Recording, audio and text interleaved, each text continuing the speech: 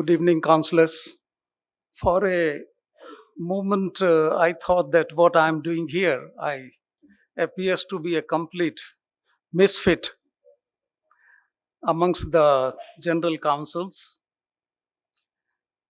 My job starts only after the briefing in a real court of law, hardcore litigant lawyer.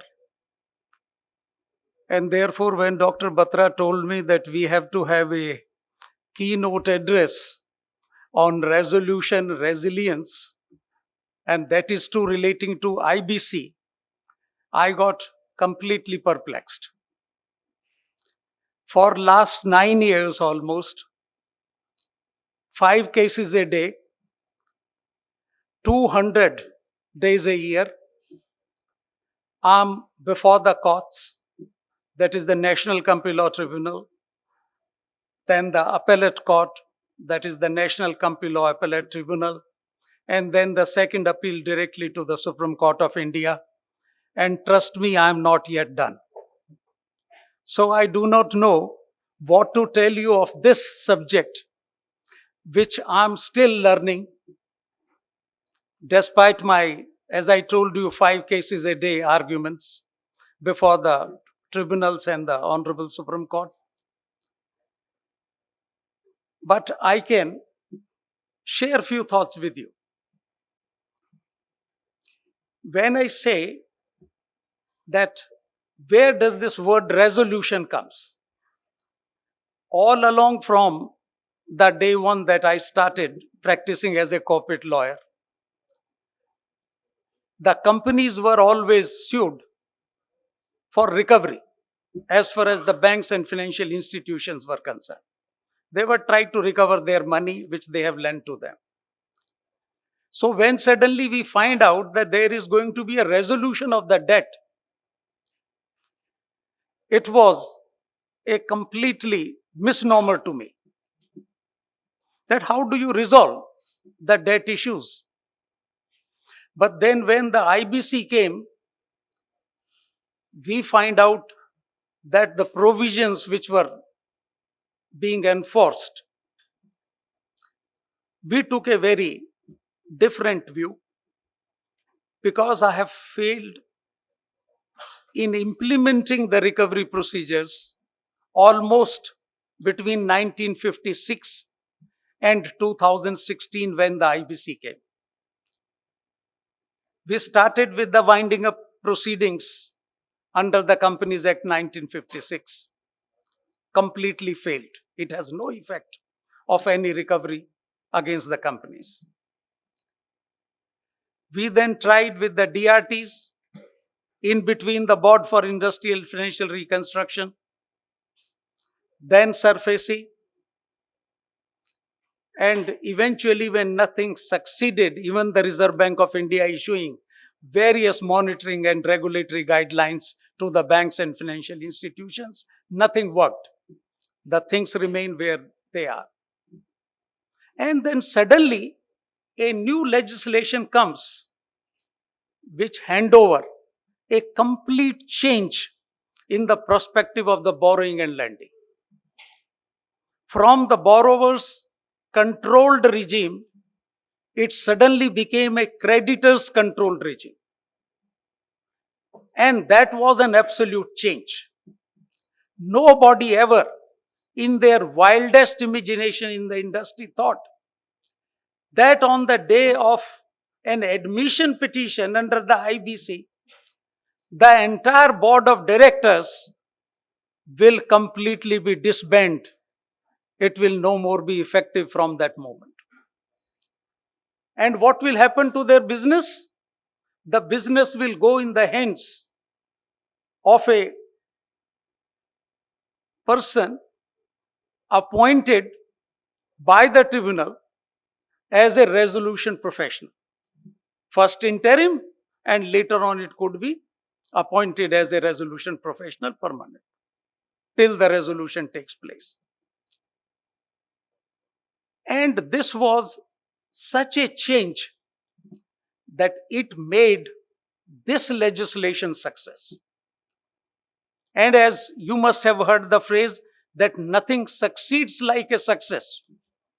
This is the success story which comes on a change of the mental block, that from the borrower's world, it becomes a creditor's world between the banks, financial institutions, and the companies. And a smallest first default, the one can lose the entire control of the company. And there are big examples, successful examples. Bhushan Power, Bhushan Steel, SR Steel, one of the largest corporation in the country. They change hands. So much so that before the legislation came and it became effective in 2016 December, there was officially stated Reserve Bank figures 16.5 lakh crores NPAs with the banks and the best of the banks in the country. What was the effect? The effect was that you and me and hundreds of thousands of the citizens were under a threat to lose their money with the banks. The banks were literally folding their gates.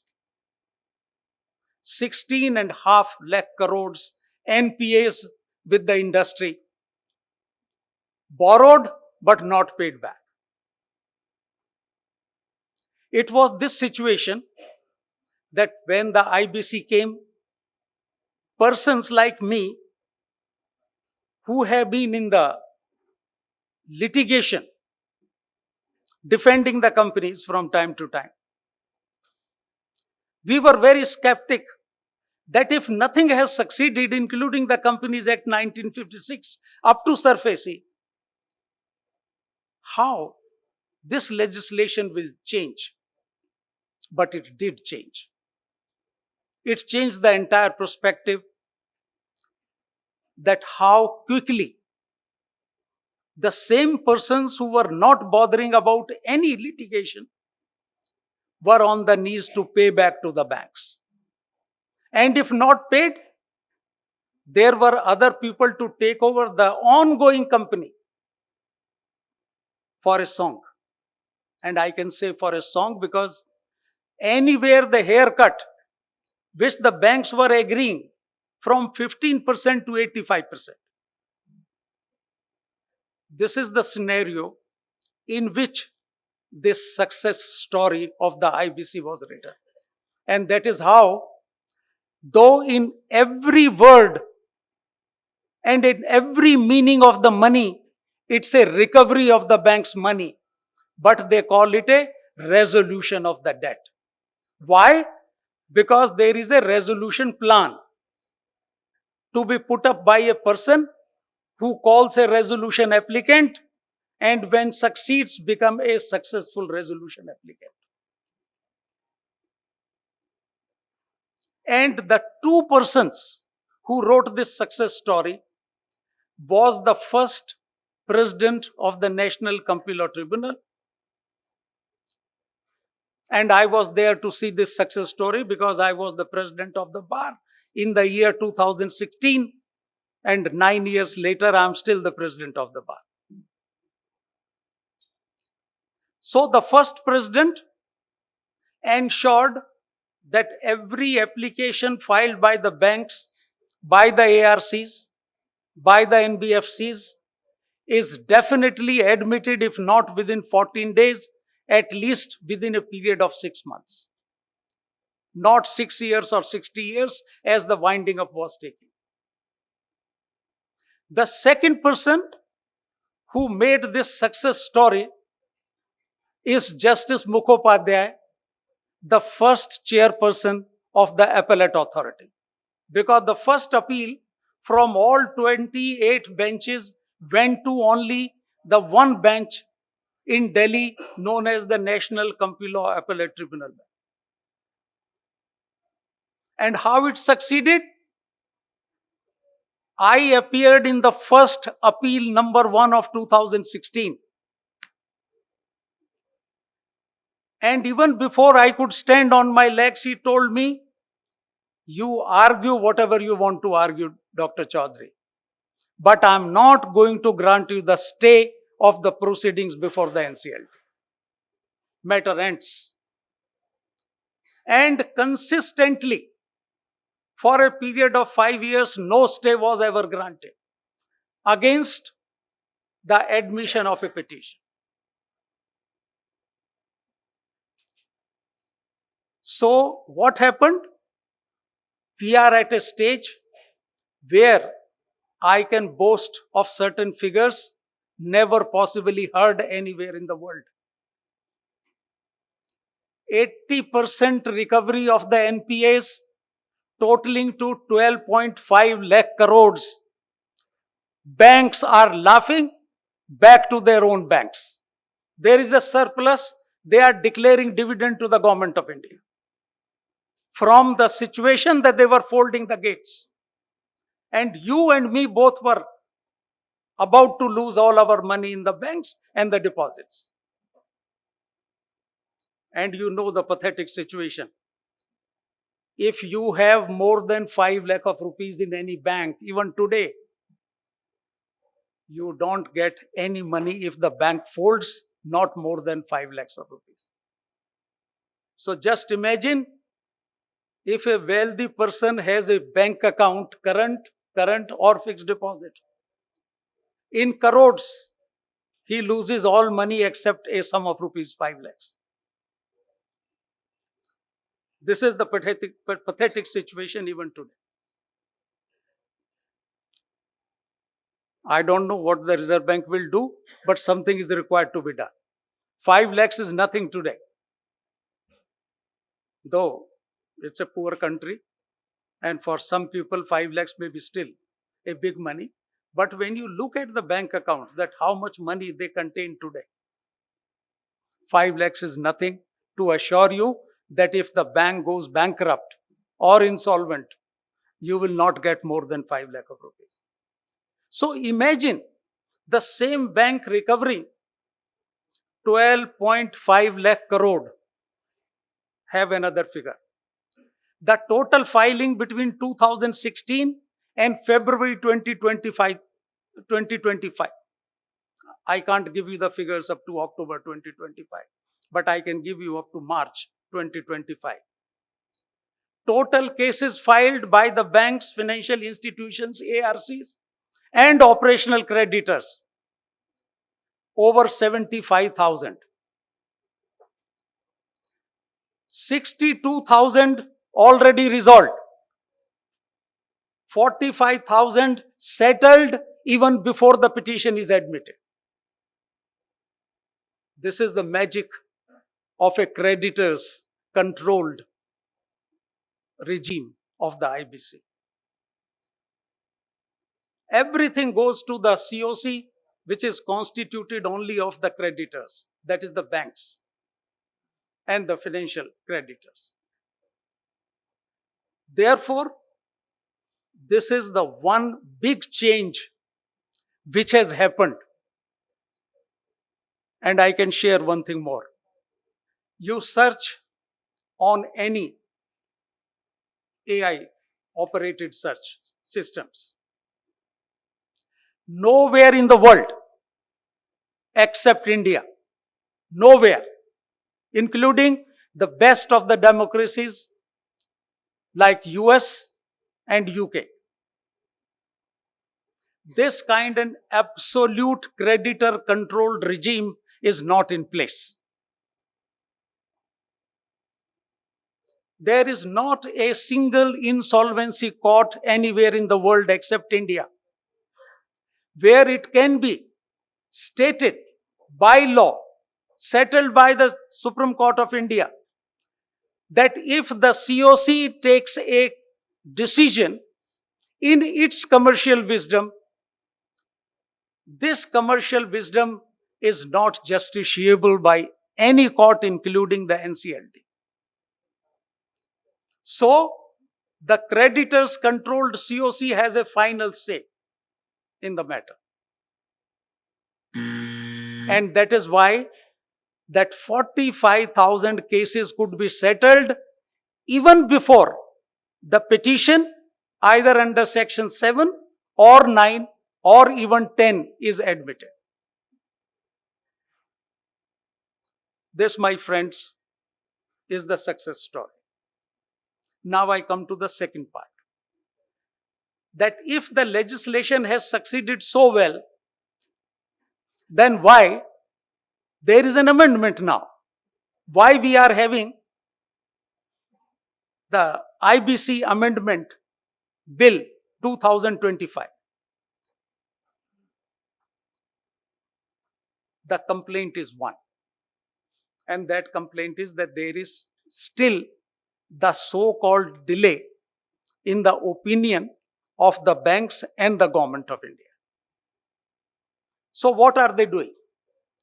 They are now making amendments. I can't discuss. There are more than 90 amendments in the bill. But I can point out two, because two are very important. Number one, that despite the Supreme Court holding again and again that all timelines of the IBC are directorial in nature and not mandatory.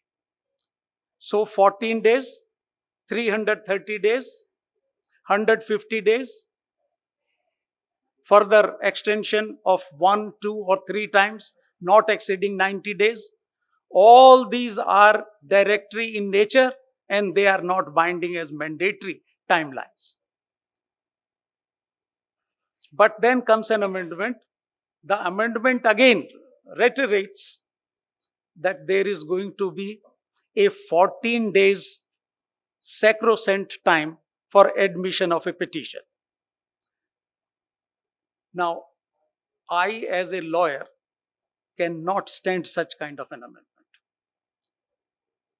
14 days for a judicial process to reach a conclusion, judicious in nature, that the petition filed, there is a default and there is a debt. Even to reach these two conclusions, that there is a debt and there is a default,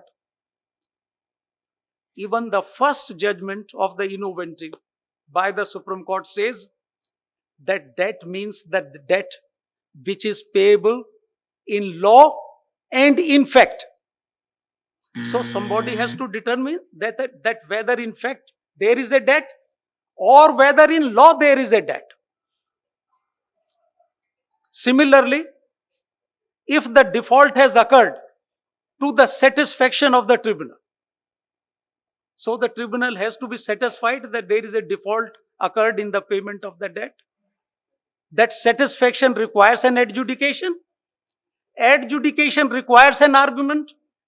Argument requires some time.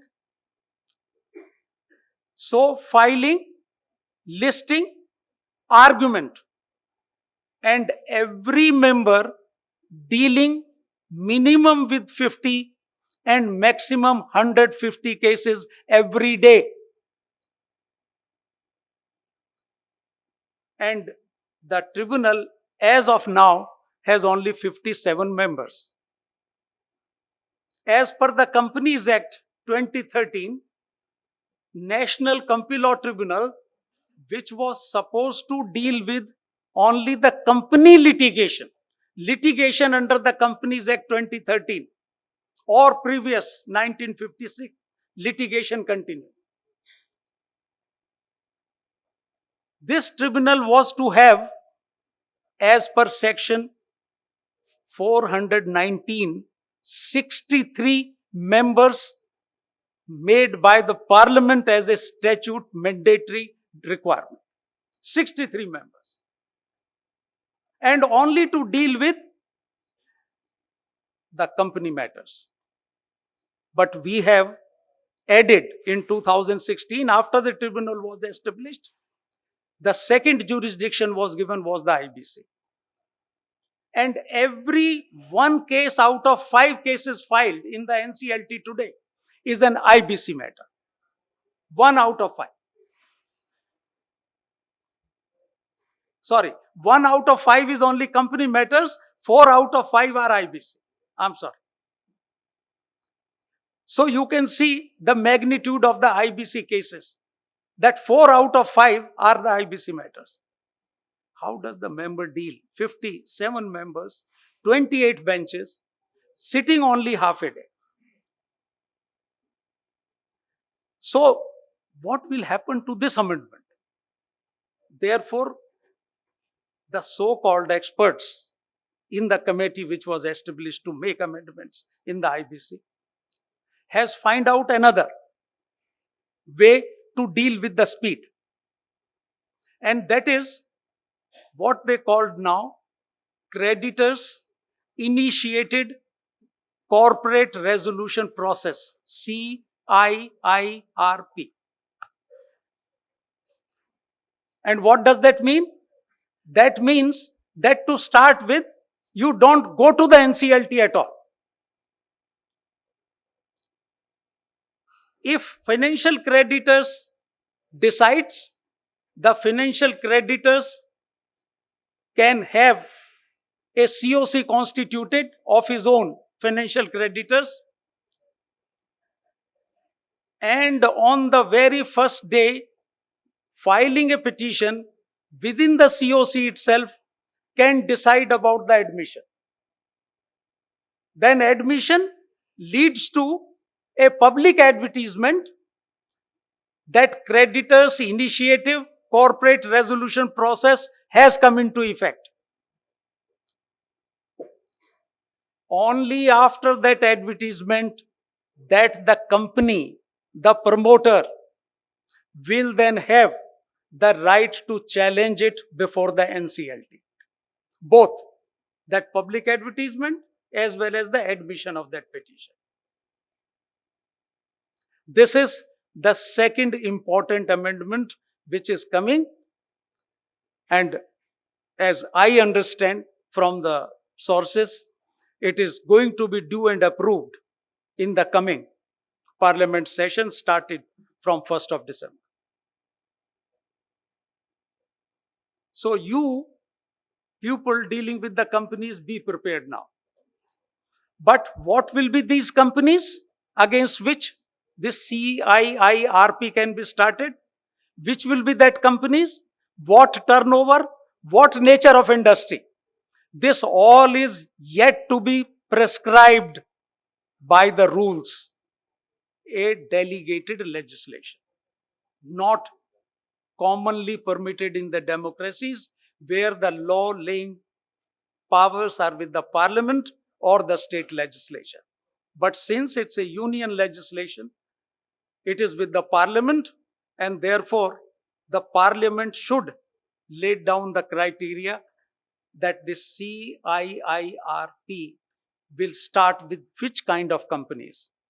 Nothing is known as yet. The last part, because there is not much of a time and you are waiting also for other speakers as well as for your awards. The last, that what is the way out?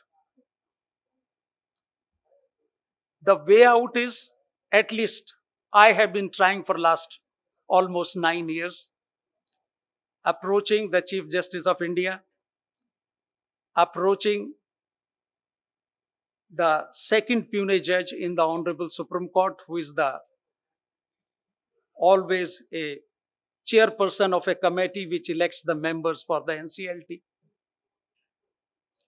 Writing to the finance minister, who is also in charge of the corporate affairs ministry, because they don't find that there should be a separate minister in charge of the corporate affairs. They feel it is good enough to tie it up along with the Ministry of Finance, so there is only one minister. Nothing is coming out in terms of the total number of members.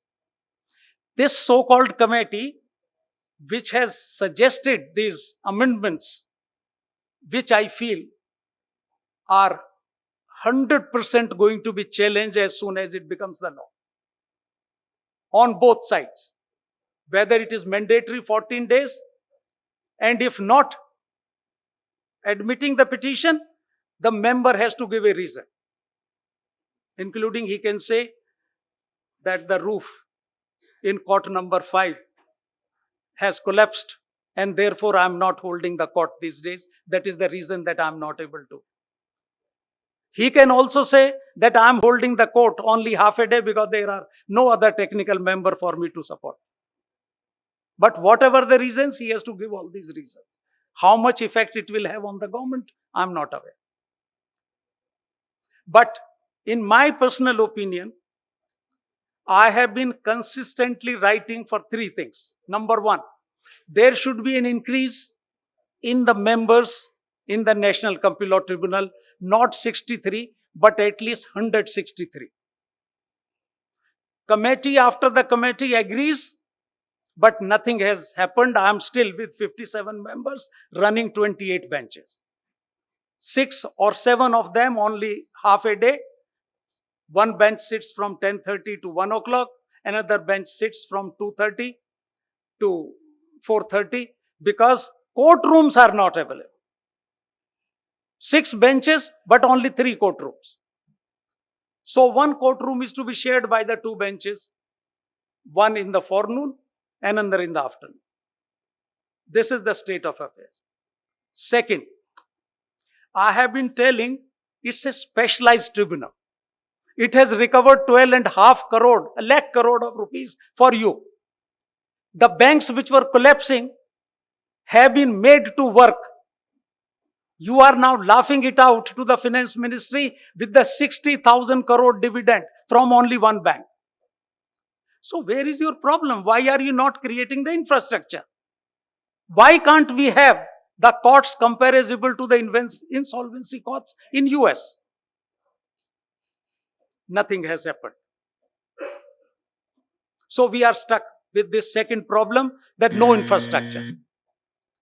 The third problem is all pervasive. At least in our high courts and the Supreme Court, you can say that there is a well-established, well-guarded system of elevation to the bench from either the bar or from a long service due, even in the position as an additional session judge or a session judge, at least he has some judicial decorum. I ask myself a question, please put your hand on your heart and tell me, is it good that on a National Company Law Tribunal to appoint an additional secretary of the Ministry of Transport to deal with IBC and Companies Act? How does that man look sitting over there? An IAS officer who has no other experience except he is an IAS and he has been a secretary in the Ministry of Transport or Ministry of Steel and dealing with the minister on day, night and day out. How this person is important. I was just looking forward that I could meet Justice Sikri here. He is the one person who has written the second judgment relating to the establishment of the NCLTs and their constitutionality, upheld by him by writing a judgment when he was a Supreme Court judge. And he said, I reiterate what Justice Ravindran has written in 2010, that no person who do not have the relevant domain knowledge, even if an additional secretary or secretary retiring from Government of India, will not be appointed to the National Company Law Tribunal. Despite that, committee after the committee, we are having these persons coming again and again. They sit as technical members, spend their post-retirement period of 3 years, 4 years, 4.5 years. You compare them with the quality of the High Court judges. I have a friend sitting right here, practicing in the Delhi High Court for almost 26 years or 27 years before elevating to, and he made one of the most appreciated judge in the Delhi High Court. Most appreciated judge. Why? Because he has the relevant domain knowledge and the judicial experience. Ladies and gentlemen, that is the third pain which never let me sleep in the night as a president of the bar, because the quality of the members is horrible. I'm saying from a public platform. Out of 28 judicial member position, you know how many only retired judges applied? Only 4. And out of 4, only 2 joined. Why? Because they have been told outside the premises that there is no infrastructure. Please do not go to that place.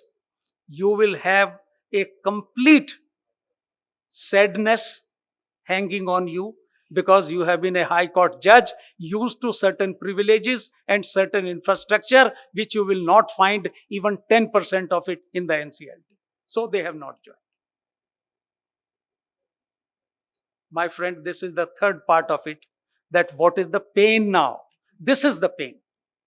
A tribunal which is one of the best in the country, the most important tribunal, I can say it, not that because I'm associated with the tribunal.